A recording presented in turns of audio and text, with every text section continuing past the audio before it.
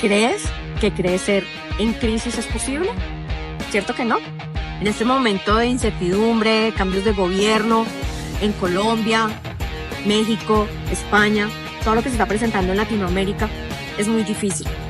Y los más afectados, todo tu equipo comercial, los talentos en este momento se están yendo. Yo ya pasé por ahí, por eso con mi equipo creamos un programa especializado para empoderar a las personas en el manejo de la incertidumbre. Y no con cualquiera, con mentores que ya han pasado por ahí y te pueden mostrar lo que han hecho. De las empresas más aspiracionales del planeta: TikTok, el Barça, SpaceX, Coca-Cola.